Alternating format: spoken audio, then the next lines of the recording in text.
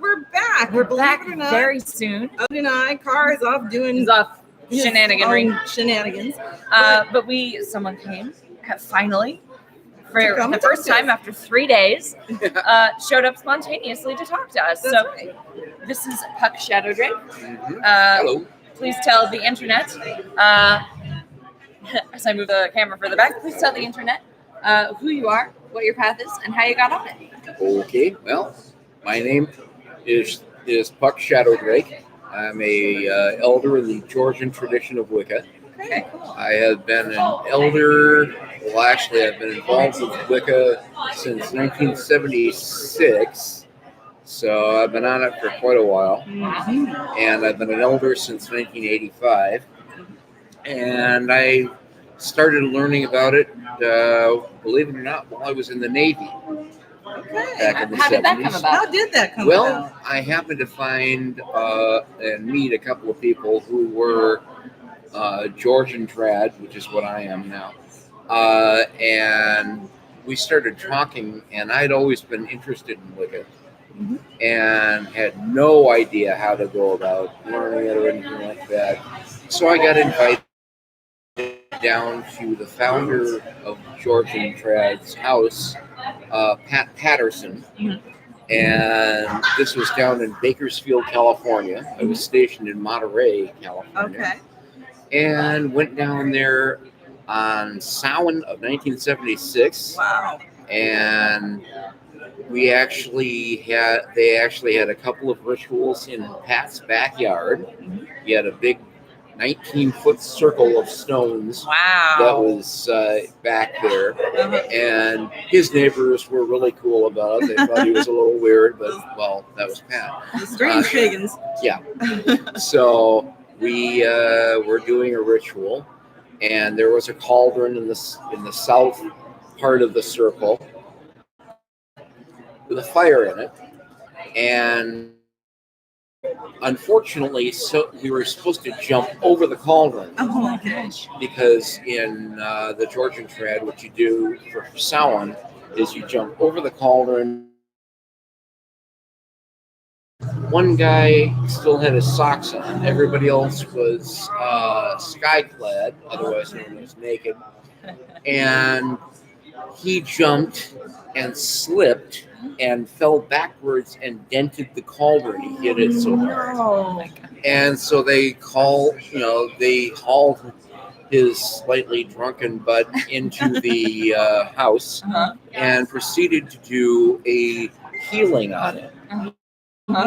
And when they were finished, he actually, believe it or not, had no pain and no problems with his arm and shoulder. Wow. And they could not find a darn thing. He had second-degree burns, I think, then, but they thought that he was going to have first-degree burns. They finally got him to the hospital, and they had told the doctors there that he had slipped while barbecuing. Yeah, because you don't confess you're jumping over a cauldron back in the 70s. Yeah. Well, especially not in Bakersfield. Yeah, and probably not even today, to be honest with you. Well, the embarrassing. doctors just kind of went, I don't want to know. They were used to it, I think. Oh my goodness. Now, let me ask, because there's probably some listeners who may not know, what exactly is Georgian tradition? Georgian tradition is out of Bakersfield, California. Its name comes from George Patterson, who was the founding high priest of the tradition. And it's very similar to what some people would call British traditional Wicca. Okay. In that it's has an emphasis on the god and goddess. We had lessons that we learned, 13 lessons before you got initiated, and then a whole bunch afterwards. But Pat, we always called him Pat. Pat would usually have these lessons on tape, and he was one of the few people that I knew of who actually sent these lessons out to students across the country.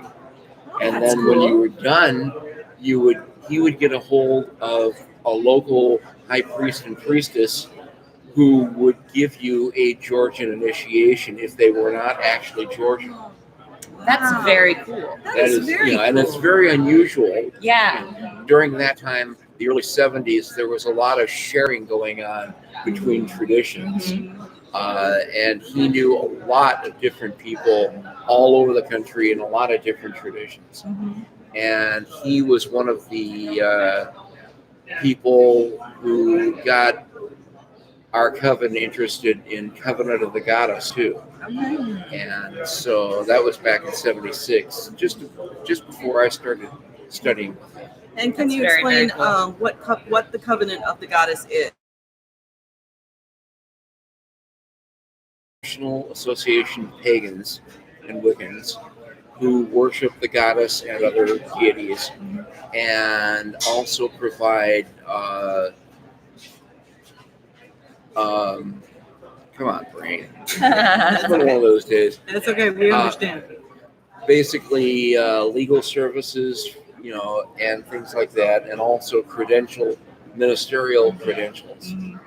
And they're still active today. Oh yeah, they've been active since 1975. That's very cool. And the Georgians were one of the few covens that signed the original paperwork of the covenant when it first started. So they're like founding members. Oh yeah, they're That's one of the very founding members. That's very cool. It's very neat. There's a lot of history there. There is a lot of history there. I found it interesting because you said, your high priest, Pat, he knew a lot of other traditions and high priests and priestesses, and there was a cooperation there. Do you find that is still the case today, or is there more schism between the covens? In some cases, it's still around. A lot of the people who I remember studying with are now elders like I am in our own right. And I think because of the amount of eclecticism and things going on, there's a lot more people who will maybe read one or two books and go, I'm a high priest. There's kind of a joking thing called an IRAB Wiccan, which means I read a book. Gotcha. But there's a lot more cooperation because you've got a lot more festivals going on, and a lot of people in the craft have found their way to the craft because of festivals instead of actually finding a coven to teach them. Back then, there was a lot less openness of people who were in the craft. Those who were in the craft, a lot of them had a lot of problems being so open because it was very, very conservative in a lot of ways, and a lot of the older elders that I know of, we tend to look at it going, those were the good old days when you really had to work to be a witch, and you really had to. We're doing a live podcast, actually. That's okay. That's fine. Yep. You had to really know what you were doing there. There were higher barriers for entry. Oh yeah, definitely. So how do you feel like that's impact? Like our entire family are individual solitaries. We have different paths. Okay. We're adjacent to a local coven. And we've been able to participate in their public rituals and stuff, and that's been very meaningful. It's been a good we've experience. developed a friendship with them. Oh yeah. And so how do you feel today, today's, because we have so many solitaries, and who feel very a lot of them feel very isolated. Yeah. Well, there are a lot of people now who, I think a lot of people who have tried to either form their own group or have run across covens that have some real problems within them. that really tends to scare a lot of people off, and that's why I think if your first coven is a bad experience, that discourages you from. My brother actually, my brother joined a coven when he was in college. It was a bad experience. Because it was a bunch of college. It was an IRAB. It was a bunch of IRABs. Yes, it was a bunch of inexperienced pagans got together and made a coven, and he was part of it, and it was a mess. He said, and now he's older, and he can look back and as a solitary, and he can see there was just a lot of bad leadership and misunderstanding of things that happened. But it really discouraged him from pursuing other covens. Right. It did. It pursued. The biggest thing I think a lot of people don't realize is just how much there is to know to be a witch. Yeah. It's not just a matter of reading a book and boom, you're an elder. Right. In my case, I'm still studying. I'm still reading. I'm now writing books about things. And even in that, I'm learning, more as I research the books that I write and sharing that with people. I've been an author, a published author now since 2004. Wow. And I've got 10 books out to my credit right now, and working on the next 5, which is all a series of books. Yeah. But in doing that, in getting into the craft, what a lot of people don't realize too is that you never stop learning. Yeah. There is always something new to learn. There's always a new way of doing something. There, you might go to a festival and watch someone do a circle casting and go, I really like that, And these days they can go, hey, can we borrow this, And we saw some of that back when I was, first in the craft, but now it's getting more and more that way. I think, there's a lot of sharing.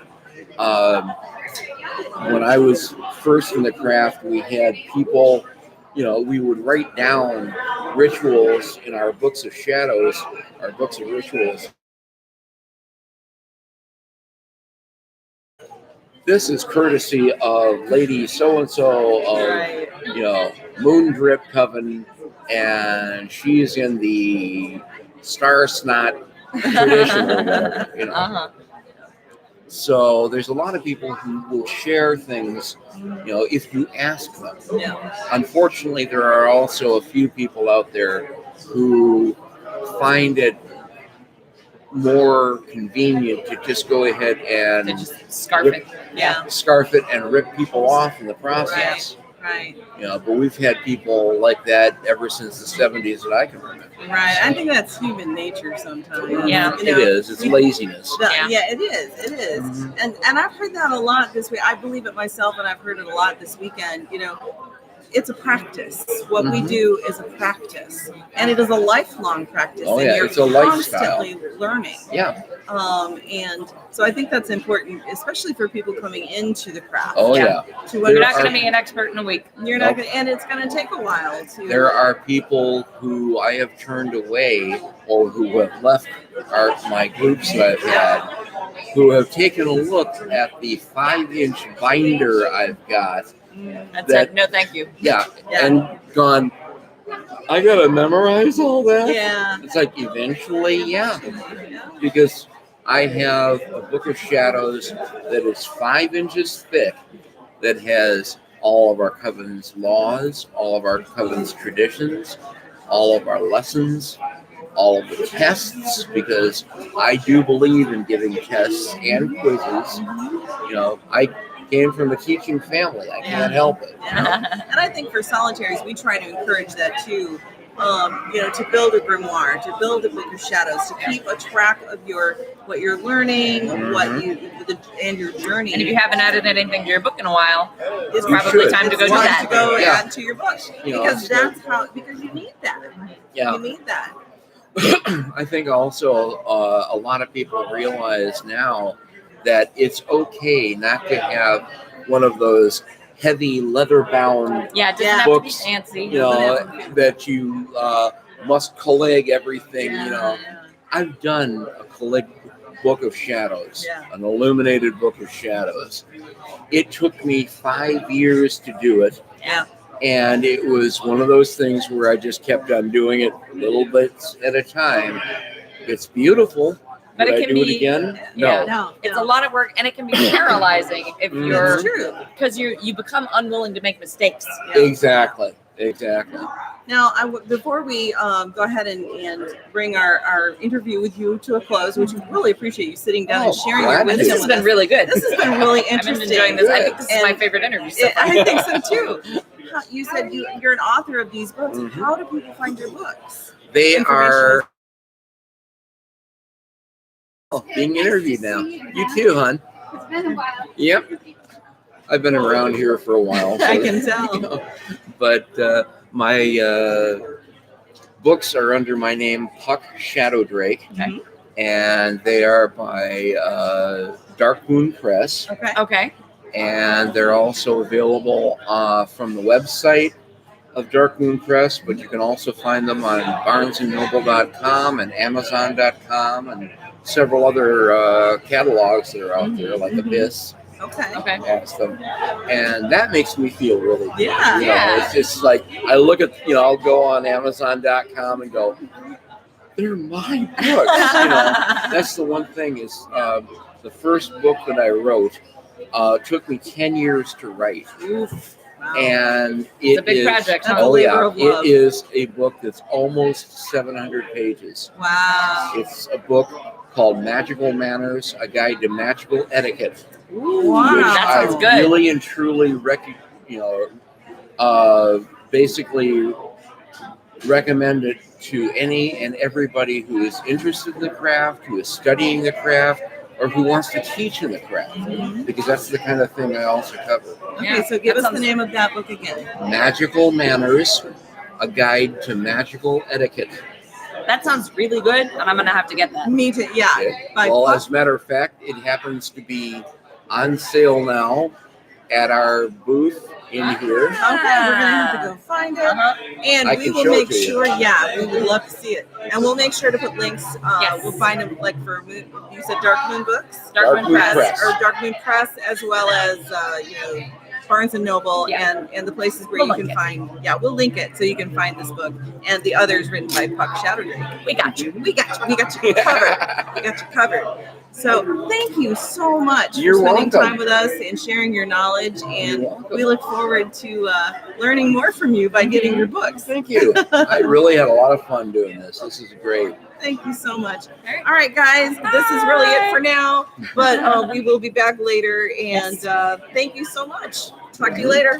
Bye. All right. We had someone actually come up and talk to us. Yeah. Isn't that